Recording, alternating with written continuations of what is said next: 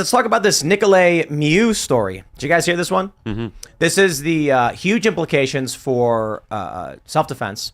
This guy, Nicolae Mew, was... I watched the video. He's in a river. He's attacked by a bunch of teens. He defends himself, and now he's found guilty of, they say, first-degree homicide of boy 17 during a tubing trip after a gang of teens accuse him of being a pedophile. So there's a lot to this story, but the gist is there's a video showing him walking around in about 6 inches to a foot of water while they're tubing, stumbles over, falls over, drops a snorkel. The kids all start surrounding him, screaming at him, teenagers, yelling. One dude yells for the culture several times. Some woman comes up and shoves him. He then grabs a folding knife that he was using for tubing. Someone then shoves him to the ground. He hits the ground. Then someone smacks him in the face. Then as he's getting up, the boy who died jumps at him. And when he does, Mew pushes back with the knife and with his hand, and the knife goes into his gut. And that was basically the killing blow. He then has continued to be attacked and slashes a few others. They found him guilty of this. And a lot of people are saying it's a travesty of justice when you watch the video, because this guy never said anything to these kids. His mouth is shut. He's calm. He's not threatening anybody. They surround him, screaming at him, and then attack him several times. And now he's been found guilty. So I think Carter Banks, was he talking about this? He said that the Apple Valley guy? Yeah. Or Apple River, sorry. Mentioned that he thought that the guy had been lying to the police. Is that true? Yeah, so one of the things is that people were saying that he folded the knife and threw it on the riverbed or something. So he, okay. Right, so which was like intent to withhold evidence or something. But the thing is, you can drown in a foot of water. If he fell and hit his head, he could have died. I don't care if he was on grass or otherwise. You attack someone and smack him in the face and try and stop him from getting up. It's reasonable for someone to think I'm surrounded by people, they're trying to kill me. And if someone's got a knife on them, they might think they're going to take my knife and kill me with it if I don't stop them. That's another huge component of self-defense. Yes, exactly. They always say the defense should be proportionate to the offense, but when you have a gang, a bunch of people coming at you, where is the line between proportion? You have to use what you have to just save yourself. The entire point is save your life. Are you using a proportionate force to do that, or means on everything else? But here, it's always the same point to me. Where is law enforcement? Right? There are pending accusations toward these guys. Usually when you go through a legal proceeding to know if you're guilty or innocent, you should have law enforcement in place to take care of this situation. But when people come and get you because they heard there's accusation of pedophilia, then, the balance is like we are allowing people to get over. But yeah, it appears they made that up. I mean, I don't see, what? The guy apparently was looking for a phone that he dropped in the river. And so they end up starting a fight with him. They lost. And so then all of a sudden he's accused of being a pedo. So they just made it up too. Yeah. No, that's crazy. Yeah, it seemed like it was just a deranged insult that they hurled at him.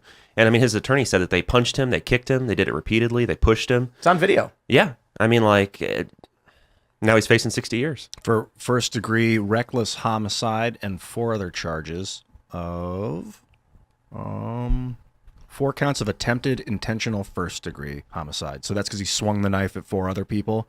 First-degree intentional homicide. Intentional. That's amazing. Yeah, that's They're basically really saying he great. walked over there intending to kill people. Did he lunge at the guy, or the guy lunged at him? The guy lunged at him.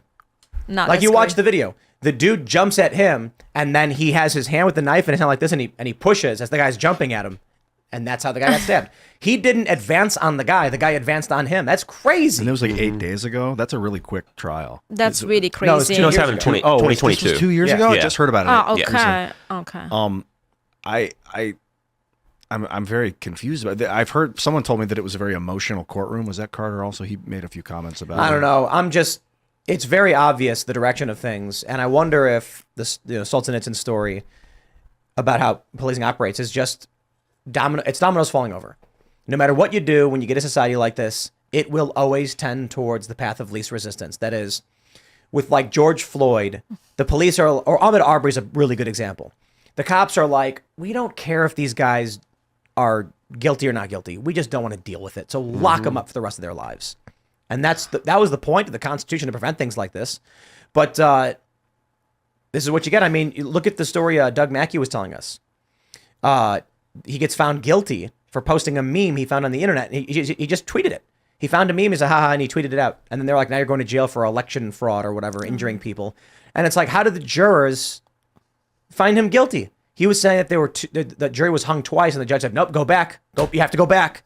And it's like, finally, what happens is, they went back. And the people who are like, he's guilty said, just say he's guilty so we can leave. And they went, fine. Mm-hmm. It's so brutal. If I was there, I'd be like, no, you say he's not guilty and we can leave. You want to go home, you say not guilty. Mm-hmm. But this is what we get right now. Jurors don't want to do jury duty. And also, you're scared as a woman mostly to knowing that police is afraid to intervene if somebody's attacking you, right? Because they are so much limited. Think about George Floyd and all other cases. They're always getting to the police for overpower their force. They're always on the other side. Criminals are let free. I see in California, for example, this is this crazy law that you can steal up to the value of $1,000, right? So you have this gang of people going into the Gucci store and stealing bags, and then just you see the security looking at them, not even bothering calling police because there is nothing you can do. And this is a completely crazy society. Let's be realistic, where the police is afraid to intervene because they're gonna have issues themselves. They probably end up, it's more likely they end up going to jail than the criminal you're calling the police against. So how can you afford that in the long term? You have cities, big cities, full of criminals, and the police that is basically not interested in intervening anymore. Why would you do that? Why would I do for my low salary, risk my life at the time, and then knowing that probably a jury will tell me that I've been violent, I've been racist, if I don't know, if on the other side you happens to have a person of color or anything else, a minority group.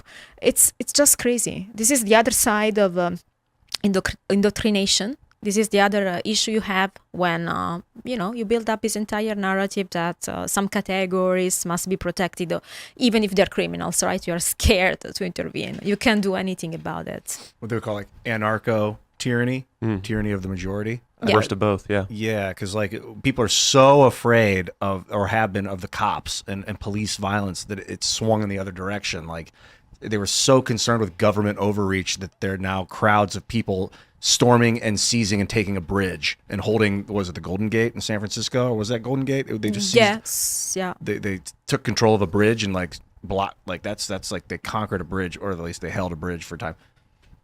Cops should have been there. They should have been there with fire hoses, as far as I'm concerned. I don't know. Dude, the video's wild. I mean, they're all laughing and like they shove him to the ground, smack him in the face, try to push him down again, and they're all laughing as they're doing it. And the argument's supposed to be that he was threatening them because he ran up to them, and it's like he didn't say anything to him. Did he before the video? Is that what happened? Nope. Before the video, he harassed them, and then which chance a normal person would go after a gang and start a fight? I mean, itself it would be suicidal. I don't believe that. But he did lie to the cops right after it happened. If he felt like he was justified. I don't know why. Yeah, exactly. Just like Daniel Penny, very, very good for him to surrender. And it's true. Some people like turn themselves in, and then they're the ones that end up getting arrested. Like that every time fighting when the Antifa and the Proud Boys in New York. That's exactly what's going to happen. Stayed to talk to the cops and got I'm not surprised. We're at a point where a guy's like, I defended myself, but now the cops are going to lock me up forever. Mm-hmm. Welcome to the Gulag Archipelago. Really? I don't think it's that bad. That's the story that Solzhenitsyn wrote. Yeah. That when the guy was trying to kill the soldier defended himself, so he went to jail. You're like, this is it. You're not allowed to defend yourself. We got a super chat. What did Sonny G says? You need to hear the whole story. The man hit the girl in the face first, and the teen boys drunk intervened. That man gutted them all.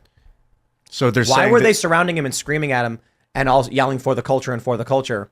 So I can't speak for Wisconsin, but in Illinois, that's assault. So not in every state. In New York, assault requires physical damage, meaning in New York, if someone grabs you, there's no crime committed. In Illinois, if someone lunges at you, they've committed assault. If they touch you in any way, it's battery, let alone if they injure you. So it's very different. So in Illinois, I can't speak for, this is Wisconsin. If a bunch of people surround you screaming and pointing their hands at you, screaming in your face, insulting you and yelling for the culture, yeah, you're allowed to defend yourself. Granted, you're not allowed to defend yourself with any kind of weapon or anything in Illinois. They'll lock you up for having a rubber switch Or actually, I think it's the only one you're allowed to have. So with off of that comment that we got, Dante Carlson was the witness that was there. He said he initially told police that he saw Mew hit another woman, but then he changed his story before trial. So that was an early, that's what he said initially. It's on video. You see the woman shove him. Yep. The guy, Nick Mew, is just standing there, and then she shoves him, and when he does, that's when he grabs the folding knife from his pocket and flips it out. So they shove him to the ground. He falls down. They smack him in the face, and the dude who died then jumps at him to knock him back down as he's getting up. And you watch the video. The Mew just has the knife in his hand like this, and he goes like that. He didn't lunge at anybody, and then as they're all screaming and surrounding him, he does start slashing or whatever. Swinging.